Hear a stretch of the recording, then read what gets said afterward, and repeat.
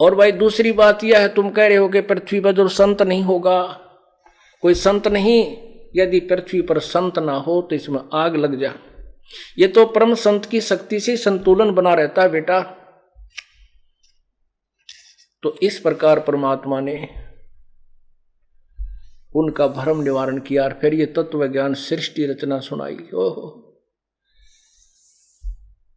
अब दोनों भाइयों ने, क्योंकि ब्राह्मण, दोनों भाइयों ने उपदेश ले लिया और साथ में बच्चों ने भी ले लिया।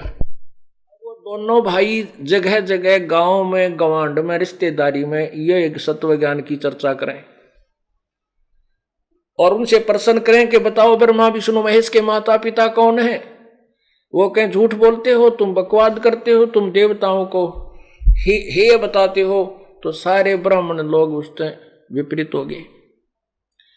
जब उनको पता चला कि इन्होंने काशी वाले एक धानक से नाम ले लिया, एक काशी में रहने वाले जुलाहे को गुरु बना लिया, तो ब्राह्मण समाज ने उसको जाति से घेर दिया, दोनों को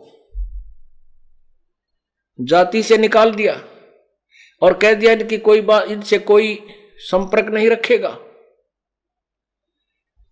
अब आगे समस्या पाड़ तबारी। जीवा कहता लड़की थी और दत्ता कहता लड़का। अब वो बालक शादी के योग्य हो गए। कोई भी ब्राह्मण समाज में शादी करवाने, उनकी बात सुनने को तैयार नहीं, उनके लड़कों की कोई एक्सेप्ट नहीं करे, ना लड़की का ब्याह कोई स्वीकार करे, ना लड़के की कोई शादी करे। परमात्मा का आगे रोए भगवान ने, ईब क्या होगा। परमात्मा आए घूमते फिरते, जैसे आज याद किया हो, 2-3 दिन में आकर प्रकट हो गए। कहने लगे भगवान आपकी दया से ज्ञान समझ में आ गया, सिर धड़की बाजी दाता, अब भाड़ में जाओ, ये समाज हमारे बात समझ में आ गई। पर एक समस्या होगी परमात्मा, मेरा तो एक लड़का एक लड़की, भाई का लड़का है, मेरा लड़की है। जीवा कहने लगा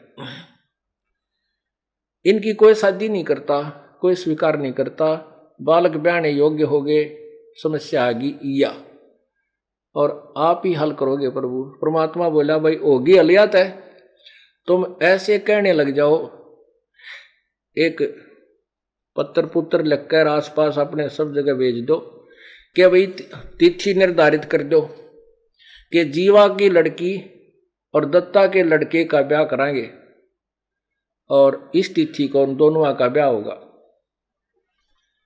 अब उन ब्राह्मण लोगों ने पता लग गया भैया तो इज्जत का नाश होगा, बड़ी बात बिगड़ी। फिर उनकी मीटिंग हुई ब्राह्मण, उसका शुक्ल तीर्थ के ब्राह्मणों की। वो कहने लगे भाई गलती उन दोनों ने कर रखी है, जीवा और दत्ता ने, बड़का का के दोष है भाई, उन लड़कियां नाम ब्याह होंगे, बच्चा ने किता है, ये तो नाश हो जाएगा इज्जत का, बता कति बाण भाई का ब्याह हो गया।